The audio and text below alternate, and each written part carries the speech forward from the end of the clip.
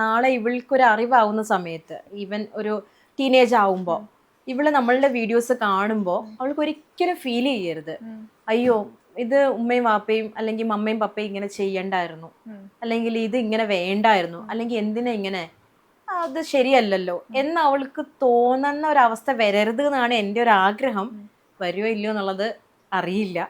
പക്ഷെ എന്ത് കാര്യം ചെയ്യുമ്പോഴും എന്തൊരു കോണ്ടന്റ് നമ്മൾ ഔട്ട് ചെയ്യുമ്പോഴും അത് ആലോചിക്കാറുണ്ട്.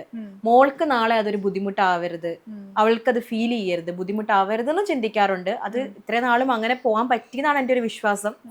ബാക്കിയൊക്കെ ഇനി അപ്പൊ അങ്ങനെ പറയുമ്പോൾ ചിലപ്പോൾ ആളുകൾ ചോദിക്കും നമ്മൾ മോളെ വീഡിയോ ഇടുന്നില്ല, അതാണിത് അങ്ങനെയാണല്ലേ. പക്ഷെ ഓണസ്റ്റ്ലി ഇപ്പോഴത്തെ ഒരു കാലഘട്ടത്തിൽ അതൊരു സംഭവമായിട്ട് നമുക്ക് ഫീൽ ചെയ്യുന്നില്ല. ഓൺലൈൻ ഇഷ്യൂസും കാര്യങ്ങളും എല്ലാം ഉണ്ട്, അതൊക്കെ ശരിയാണ്.